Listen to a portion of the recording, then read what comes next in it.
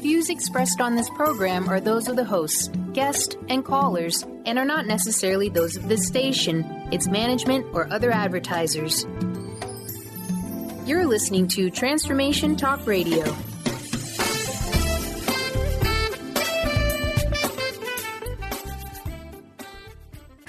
Moms, are you ready to become enlightened, empowered, and stress-free? Well, get ready because you are about to tune into vibrant, powerful moms helping everyday women create an extraordinary life with Debbie Pokornik. Each week, Debbie discusses topics to help you become self-aware, inspired, and on track to create the life you crave. It's time to stop settling and start thriving. And it all begins now on Transformation Talk Radio.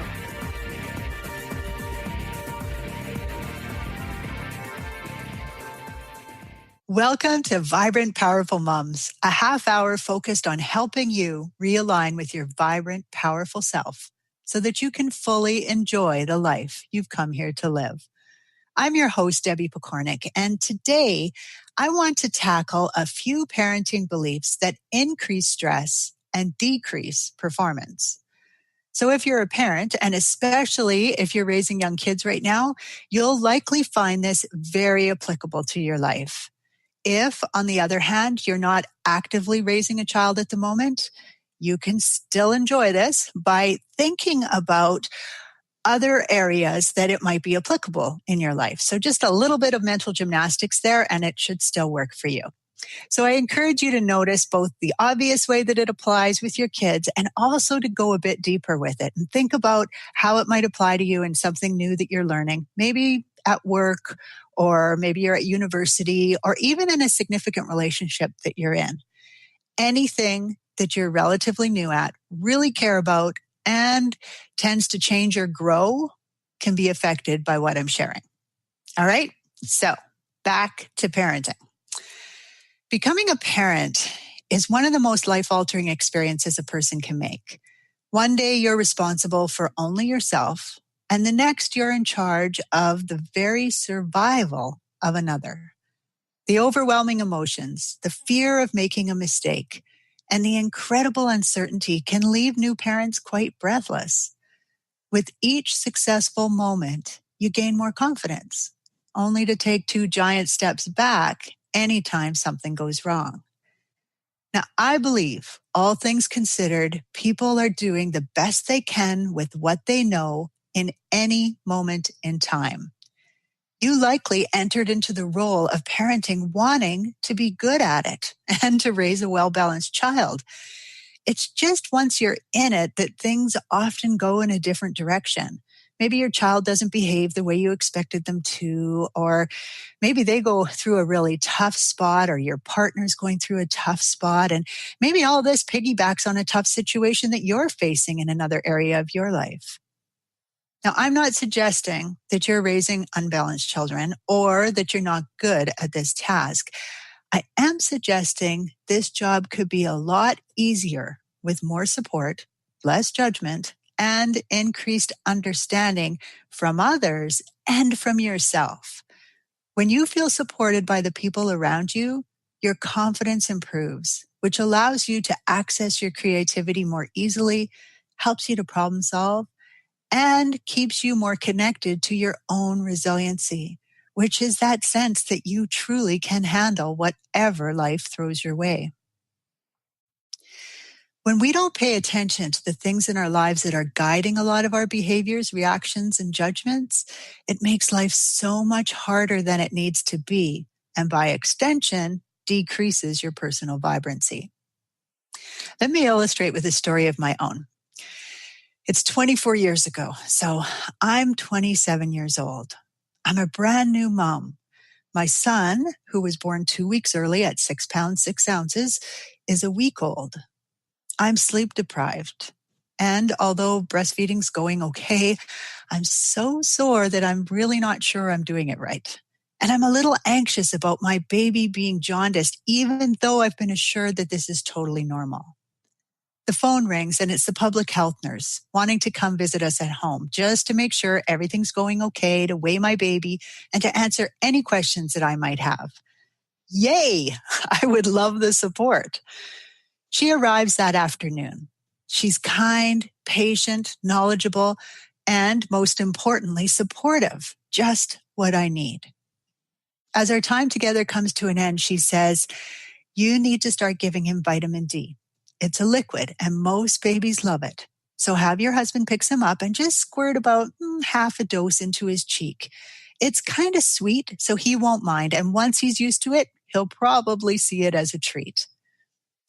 That sounds simple and healthy, I think to myself as I jot down my notes. So we're up early the next day, as we're every single day. I take out the vitamin bottle, I read the package information, and I get the required dosage into the little plastic syringe.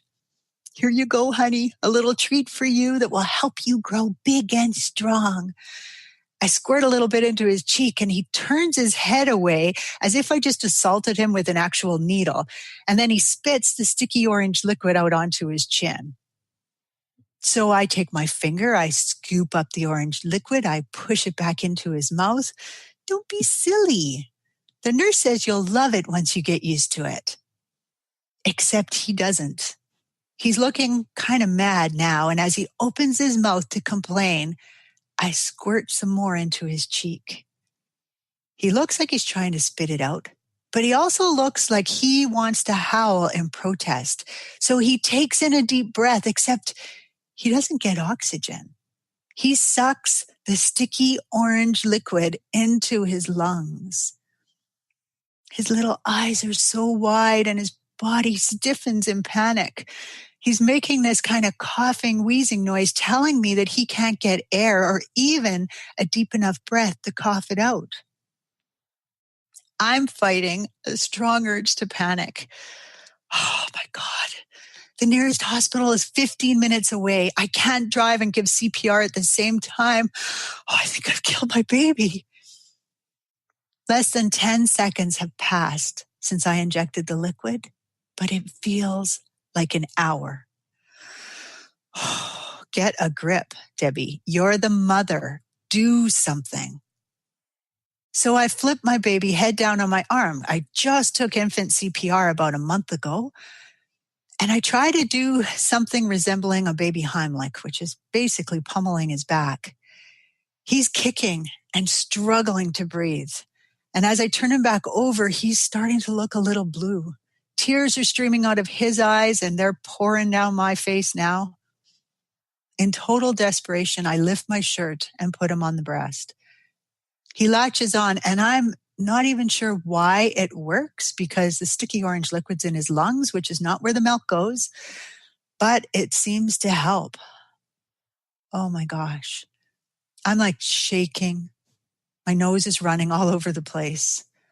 I sit down in my chair and just cry.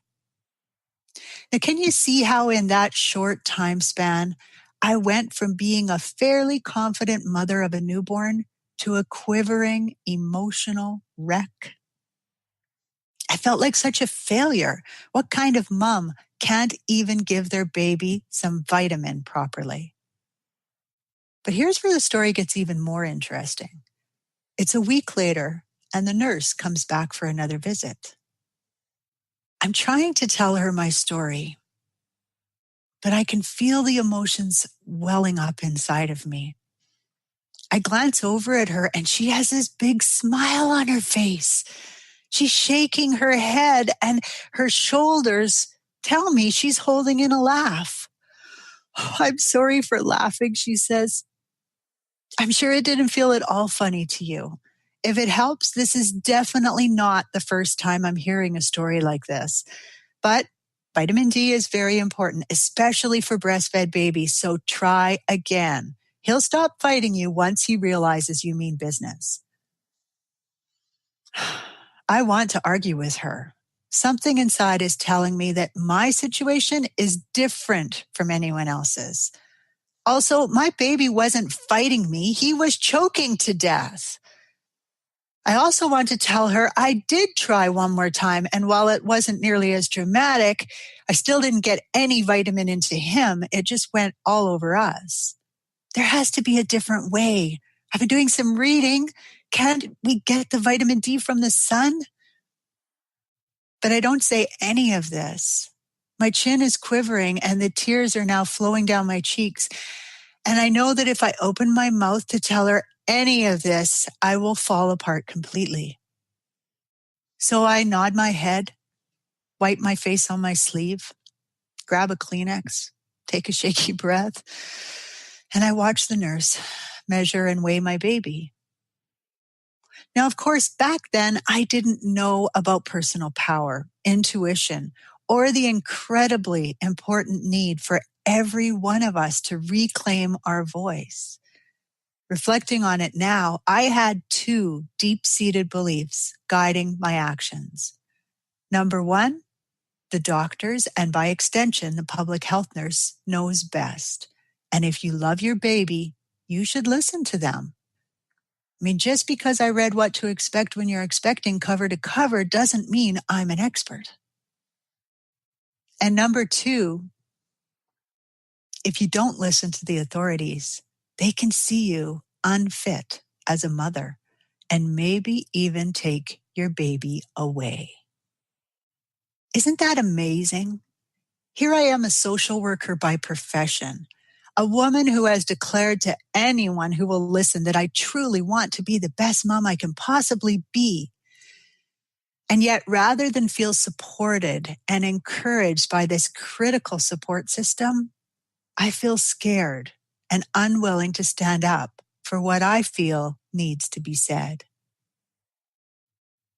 The nurse leaves and I pick up the phone to call my friend and cry out my woes to her before remembering that her son, who's 6 months older than mine, loves his vitamin D and takes it easily. She told me that last week when I called. My mom has already told me that she agrees with the nurse, and it doesn't matter what I have to do, get the baby to take the vitamin. And hubby, well, he's trying so hard to support me, but he really just thinks I'm an emotional wreck at the moment. In that moment, I feel alone, embarrassed, scared, and unsupported. Now, I'm not sharing this with you to say that vitamins are bad or that you shouldn't listen to your medical team. Please, that is not at all the message here. What I'm hoping you'll see from it is that parents, moms especially, are often told to ignore their inner wisdom, ignore their child's protests, and just do as they have been told to do. And so, afraid of making a critical mistake, many of us will obey even when it feels totally wrong. Parenting, especially for mothers, is already so stressful. Remove your connection to your intuition or inner wisdom, and you become untethered, like a helium balloon floating through the sky when someone's let go of it accidentally. Now, just so you know, my son is now almost 24. It turns out he didn't like taking any of those liquids, the ones to soothe his stomach or to help with pain or teething or any of those. So if I actually got him to take them, he would typically throw them up. So I stopped giving him the vitamin that he hated. I took him out in the sun a lot, and I'm happy to report he still grew up big and strong. But I did have guilt, and I did sometimes worry. Now, obviously, I can't eliminate all the situations you might experience that will make you feel shaky as a mom, but I can help you to take back your power by pointing out some of the beliefs that you might be buying into that are actually making your parenting experience harder than it needs to be. Belief number one, I am the only person who struggles with parenting. Now, this is kind of a strange belief because if you watch any reality TV or sitcoms like Modern Family, Full House, those kinds of shows, or even if you listen to the media, you know there are plenty of others out there that struggle as well. So in theory, you should be able to say, nope, I'm not worried. Lots of other parents struggle even worse than I do. I'm fine. Yet, as is true with many really deep-seated beliefs, this is rarely the case when you take a closer look. Notice your thoughts when you watch another parent skillfully divert a meltdown by their child at school or at the mall or wherever you happen to be. Notice how you feel when you listen to a mom at parent council share a story about something that her child does easily when inside you know your child fights it all the way. The point is, any task looks easier from the outside where you can't hear the other person's inner dialogue, feel their uncertainty, or witness their mistakes. A lot of parenting struggles happen behind closed doors, which means you don't know about them unless you're in that room too. The result is parenting struggles aren't obvious. And because so many I'll do that again. The result is parenting struggles aren't obvious. And because so many people believe they're a sign of weakness, they are not something that they will easily share. Remember in my story when I mentioned that my friend's son took his vitamin easily? That knowledge actually physically hurt when I heard it, and it made me not want to share my woes with other people. When another friend asked if she could bathe her son at my house because it was part of their bedtime ritual that her son loved so much, and he'd be sound asleep by the time they got home, I felt this similar kind of a reaction because guess what? My son hated baths. In fact, both of my kids did. The truth is, everyone who cares about being a parent will struggle with some aspect of this task. This job is all about growth, and growth always requires adjustment and learning. The majority of parents in a safe environment will admit that there are some pieces of parenting they just don't know how to handle. Not only that, but every one of us will make mistakes. This is the norm, not the exception. Being a parent means learning on the job. No matter how put together we might look on the outside, we all struggle at times, and that's a fact, which is why part of the focus in my Sisterhood on Vibrant, Powerful Moms is on what we're learning as moms, what we'd like to be more creative about, and what we're doing well. We don't ignore the struggles. We just define them in a way that allows us to truly stand in our power. So if you believe you're the only one that struggles, I'm here to tell you it is simply not true. Belief number 2, parenting is natural. Sounds simple enough, doesn't it? I mean, people have been parenting for eons. So here's the scoop. Although the act of making a baby is often, not always, but most often, nature at her finest, parenting is not. It is a skill that must be learned and adapted to fit you, your circumstances, your significant other, your child, and so on. The areas you need to grow in, the mirroring that will occur, the financial stressors that you face, the supports that you have or don't have in your life are all unique to you, resulting in everyone's experience being a little different from everyone else. So why is it a problem to believe parenting is natural? Well, when you believe something is natural, deep down inside, you think it should be easy, obvious, and that you should automatically know how to do it.